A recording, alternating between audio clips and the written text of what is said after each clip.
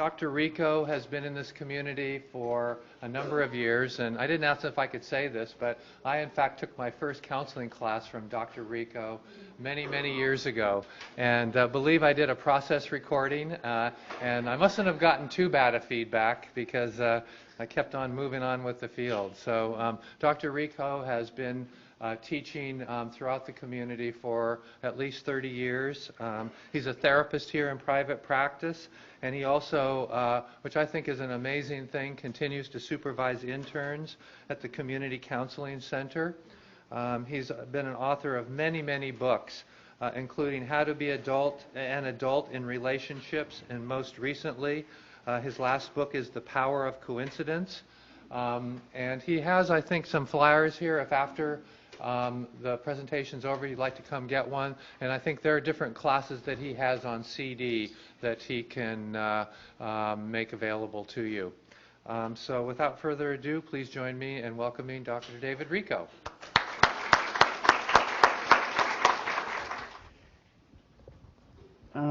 William Faulkner, the great Southern novelist, has a statement that helps us understand why we engage in transference in such a universal way.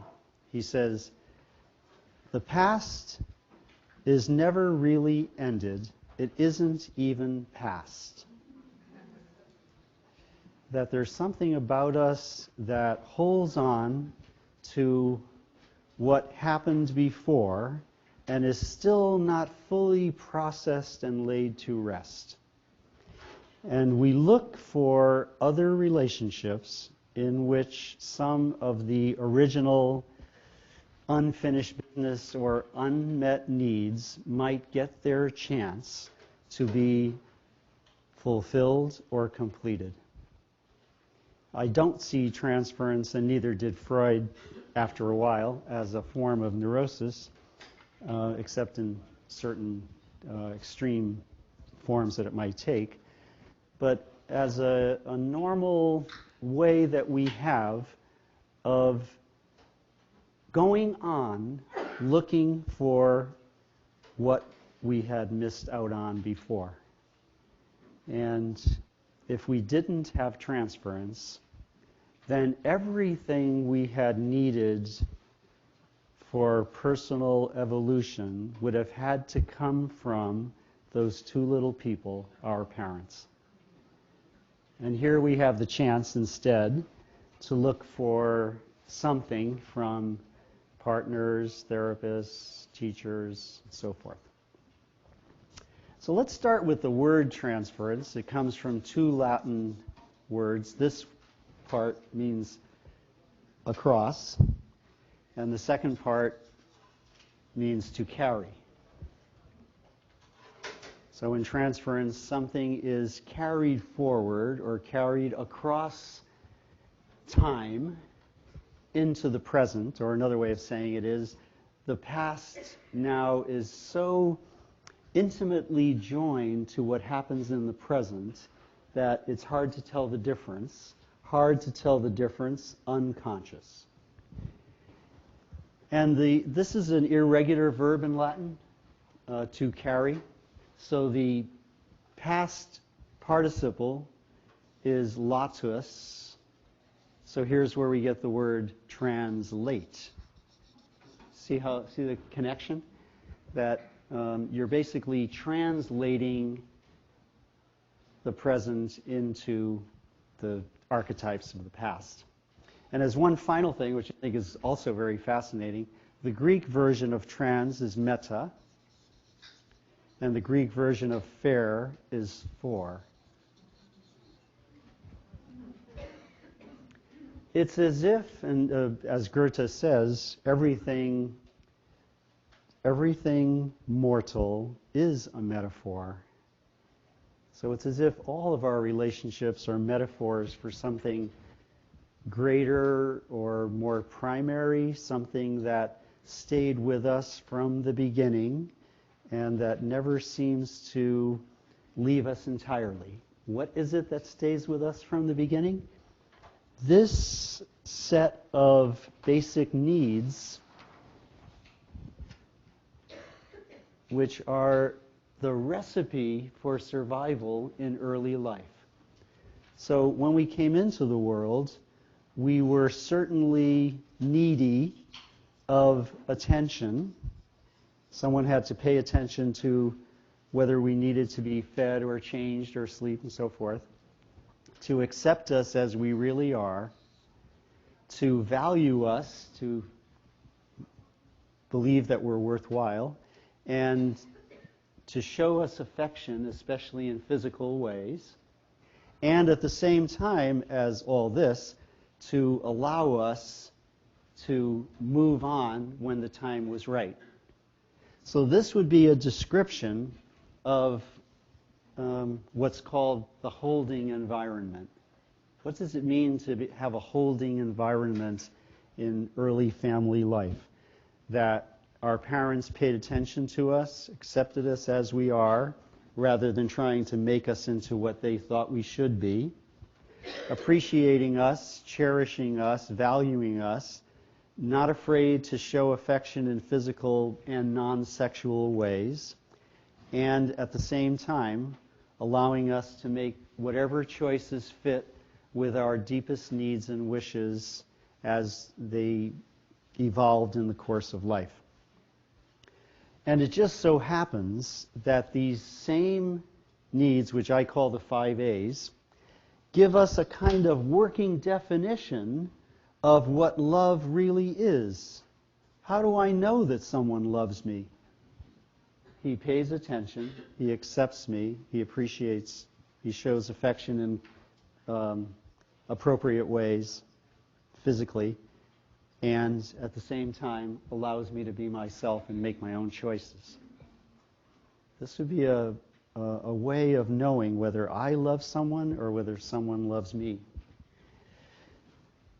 And in the great economy of human psychology, the same exact needs that we began with are the ones that we bring into intimate relationships. So what am I looking for in an intimate relationship? I'm looking for these same 5. What is the meaning of a therapeutic alliance? Even though we're not allowed to show affection in physical ways, we'd have to at least give a hug or arm around the shoulder. We also say that this is a way of being present.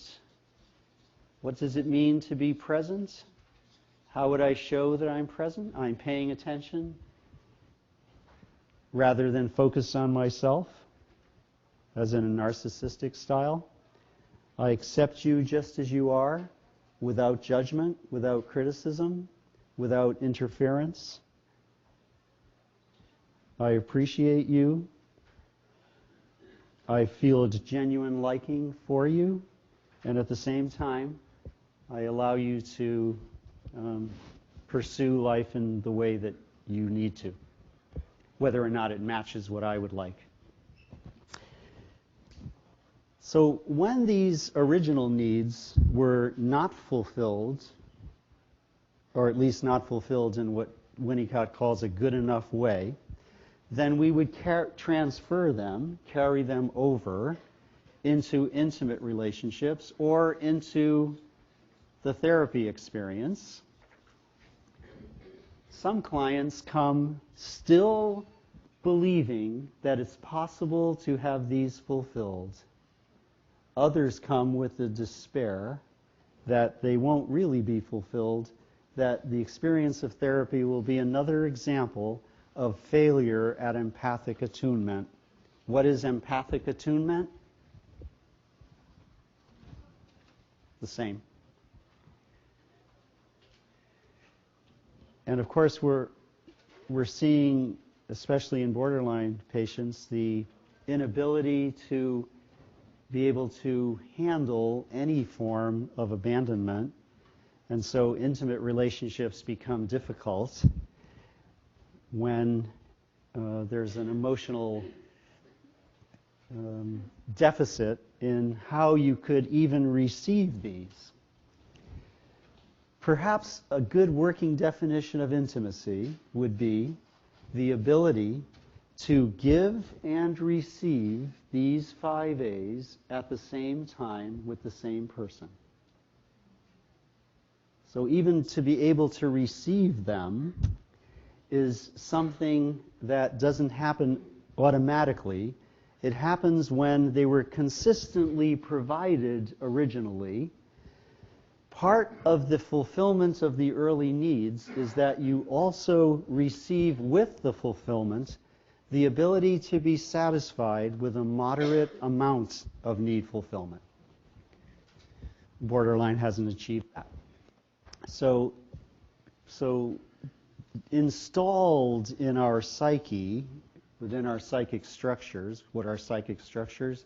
The attitudes and feelings that make up our inner being, that when these are received in a good enough way, they are installed so that we're not desperately seeking them later. Emily Dickinson has a beautiful poem in which she describes this exactly. Before I share the poem, let me also mention that when these are not provided in early life because of the deficiencies in parents or because of missing parents altogether, then the natural technology that the body has to respond to that which is missing but instinctively needed is grief. So some of us have emerged from childhood as mourners, as those who are grieving what we didn't receive, instinctively knowing that we did receive it. This would put us on the lookout for those who might later provide it. And that's how transference happens.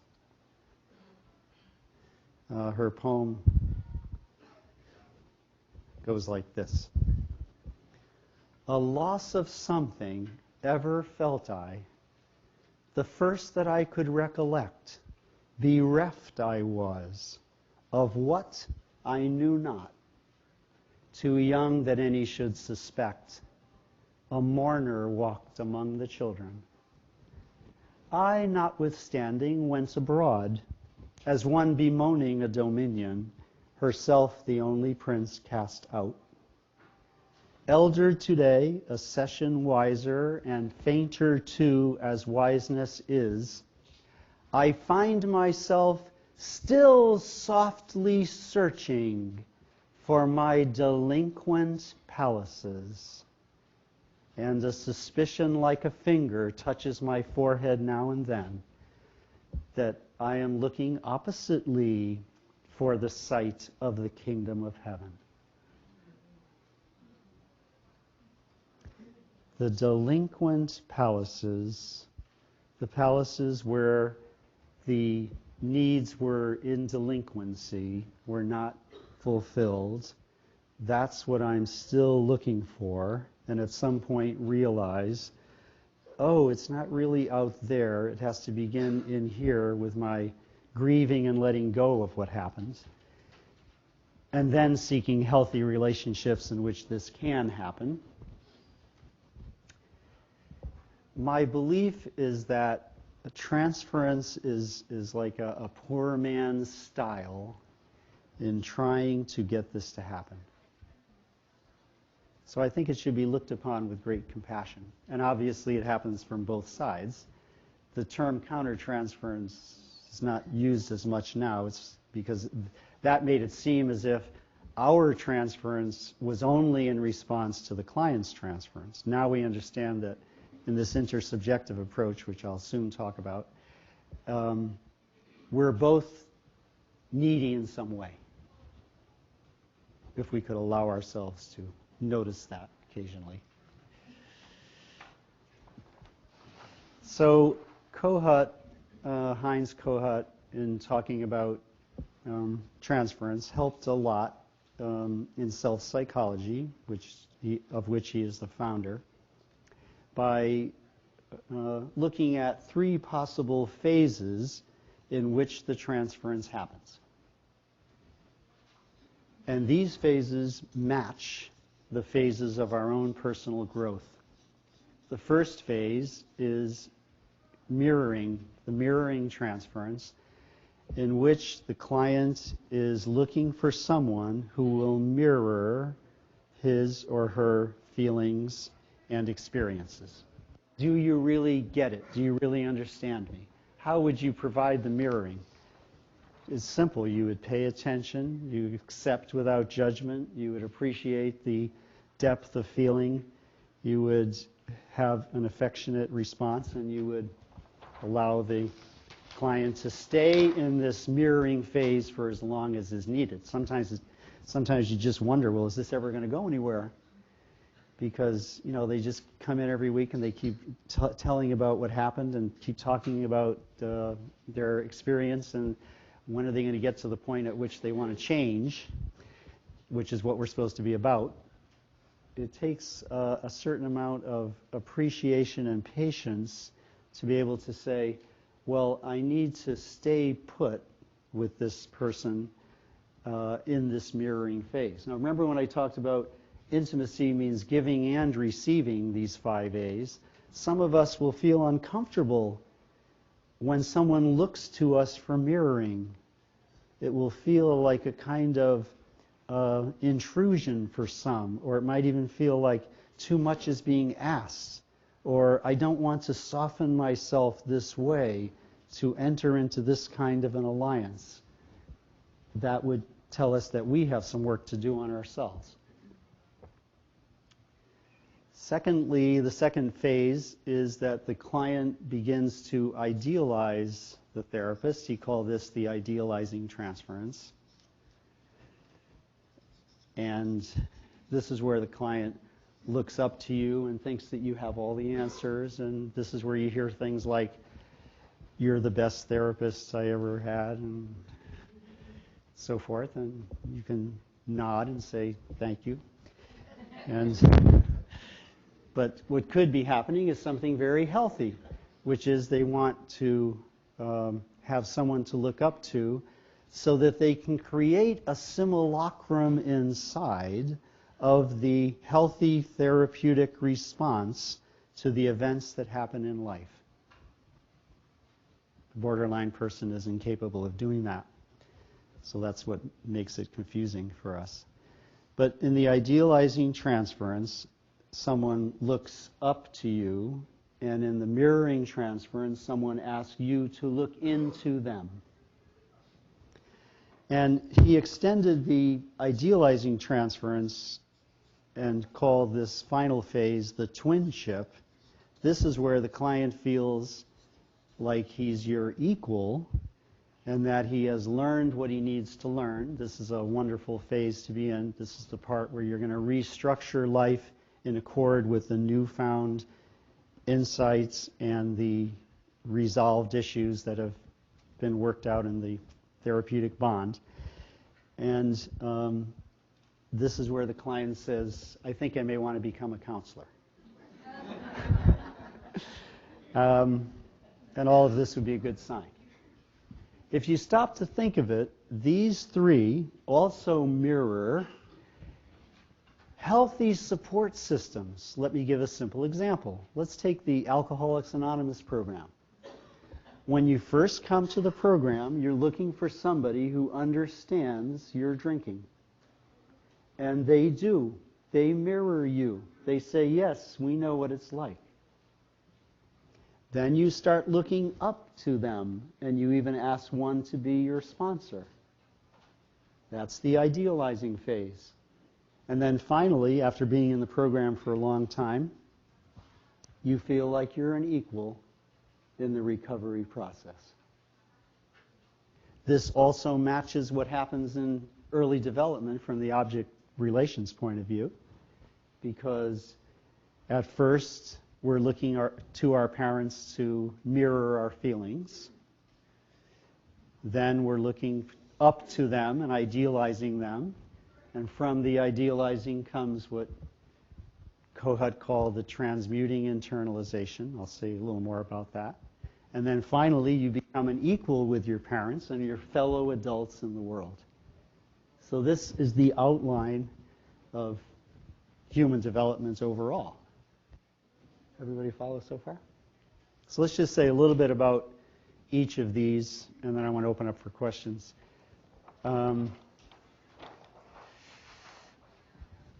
The mirroring is, of course, of your feelings. What are these feelings? And this is a simple little acronym that helps me in working with clients when they bring up, well, what do you mean by feelings? First of all, no one is going to express a feeling of any kind until and unless he feels safe to do so. This is not a sign of weakness. This is a healthy approach to life because feelings are so precious and represent such a deep part of us. We only want to share them in a context in which they will be received with the 5 A's. Attentively, acceptantly, appreciatively, affectionately, and allowing you to express them. What are these feelings? What are the main feelings? There are many. Sadness. This goes with the grief. Anger. Fear. And exuberance, which is joy. They're all positive. They're not. It's not that these 3 are negative and this one's